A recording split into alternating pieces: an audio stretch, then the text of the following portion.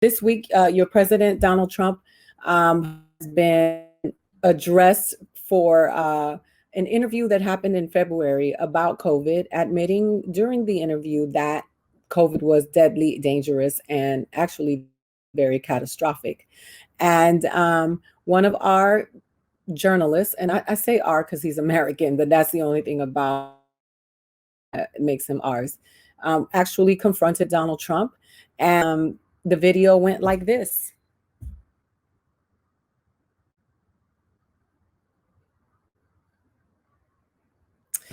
Hi, Dondi. Hi, Michael. What's up, Swag Daddy 42069? And why should we trust what you have to say Such now? a terrible question, and the phraseology, I didn't lie.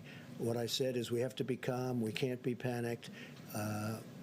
I knew that the tapes these were a series of phone calls that we had, mostly phone calls.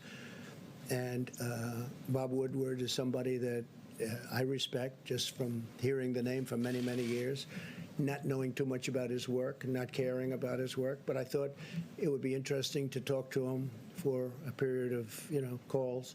So we did that. I don't know if it's good or bad. I don't even know if the book is good or bad.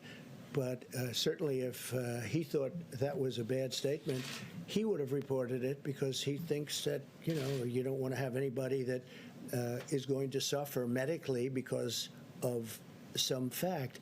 And he didn't report it because he didn't think it was bad. Nobody thought it was bad. Wait a minute. And your question, the way you phrase that is such a disgrace. It's a disgrace to ABC television network. It's a disgrace to your employer. And that's the answer. Are you ready? Because I love. Of course I didn't. Of course I didn't. No. Deadlier than the flu, and then you went out and told the American public that this was just like the flu. Let me tell you something. We've had flu years. You told everybody else something else. No, and 5 times, right? 5 times. Do you ever hear the expression 5 times? We've had flu years where we lost 100,000 people. The flu is a very serious problem for this country also, and we've been losing them. Scott, what kind of a number have we lost over the years with flus? Into the hundreds of thousands?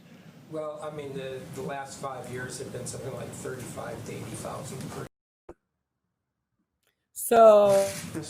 Thank you, Mr. President. So we are comparing the amount of deaths of COVID to flu, which is absolutely ridiculous.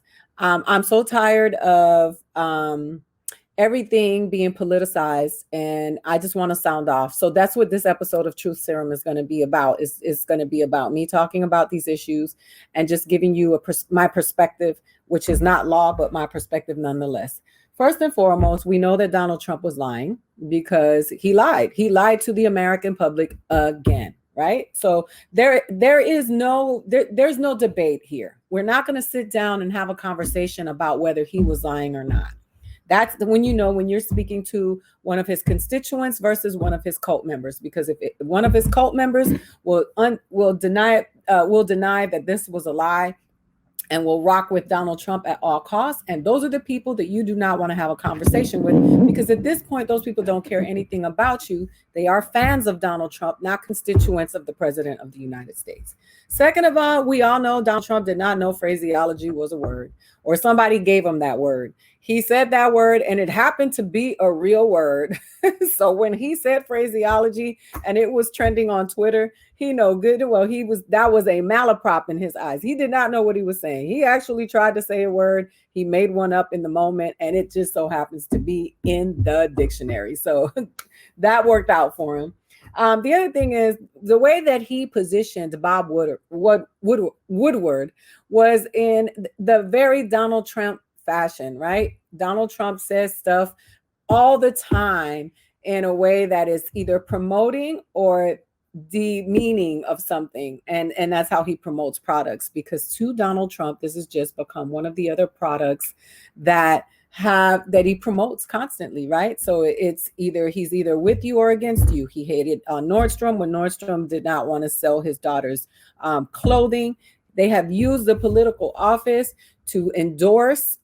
There is now product placement in the United States presidential office. That is what is happening. It's called product placement. So when you see a Nike shoe or a Coca-Cola bottle in a movie, that's called product placement.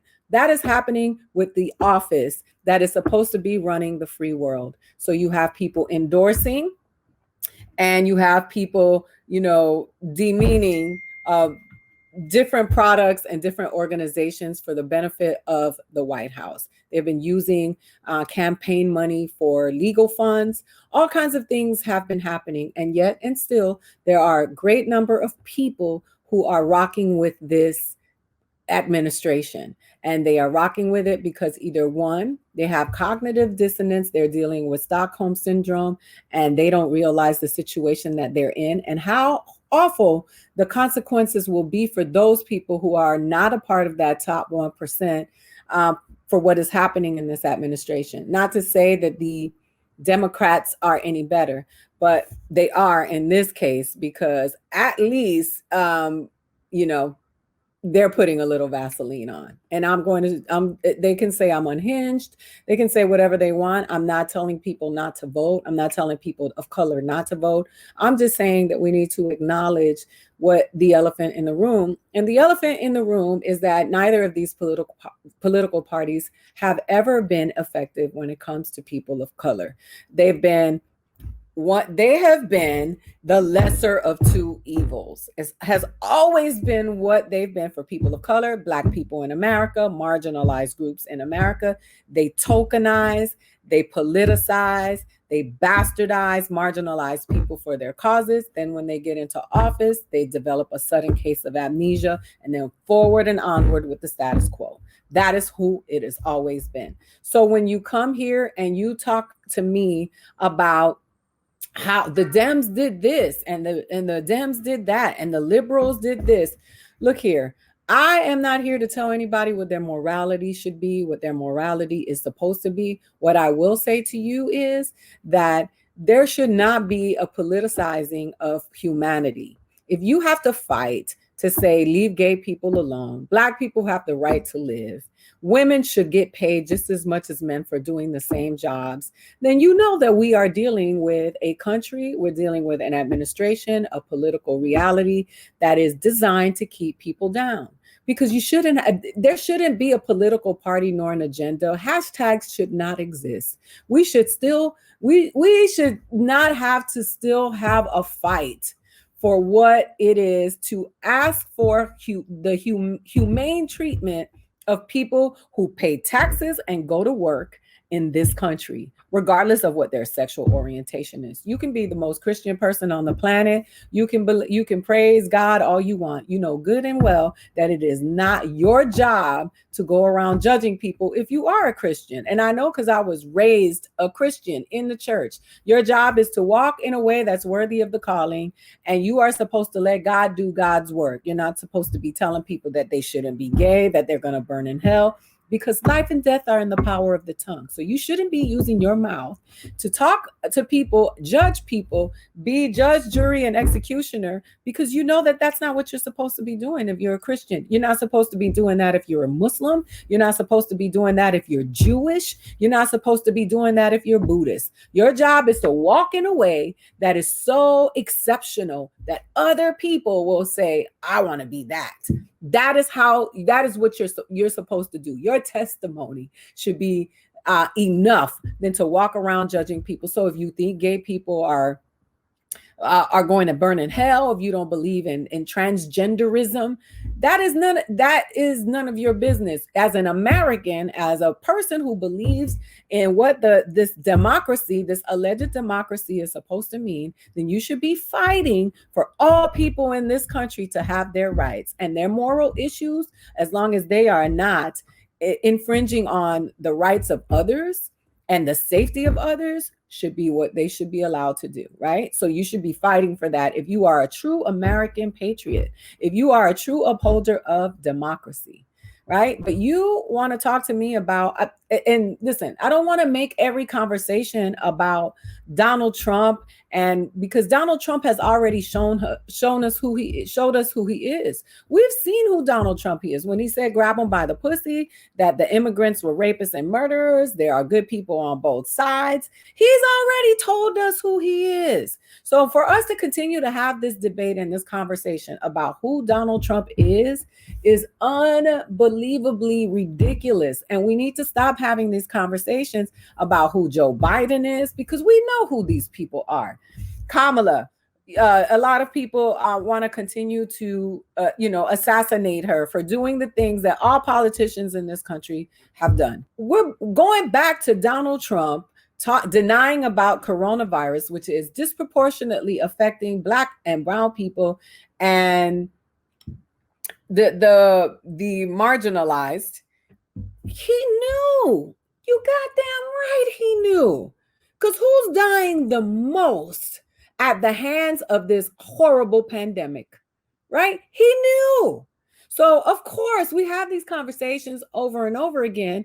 What do we do now, right? We have to organize, we strategize, we plan, we have marches, we have hashtags, and we still keep funding our own oppression. So when Donald Trump lies about the coronavirus, along the many lies that he's told. And the thing about Donald Trump is that he lies, unapologetically. He thinks that his base is stupid, right? That is why he does that. He thinks the American people are stupid because they've dumbed us down, right? We sitting around eating burgers for 99 cents. We are watching the Keeping Up with the Kardashians. We're idolizing buying Gucci while they make ads about us looking like monkeys. We have all this time that we are continuously busy, because that's what they do. They keep us busy while they fuck us in the ass with no Vaseline. Yeah, if you are offended by strong language, this might not be the show for you. So this is what we're doing here, people. This is what's happening. So of course he's going to get on the podium and lie, insult ABC News, insult the reporter, because if you now with his program, then you're not worthy of his praise. Now that is an indicator of who he is, right? Because if he were a fair man and a good politician and had good intentions, then he would be able to accept criticism because he would want to be better for his base, for his people. But no, when you say something that he disagrees with, when you call him on his bullshit, then he turns and says, there's something wrong with you. What is that? That is a narcissist. It is by definition a narcissist. And that is who is running our country.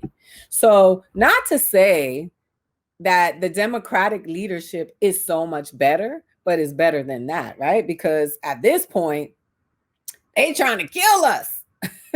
But they've been trying to kill us, but now they're trying to kill us. They're not hiding it.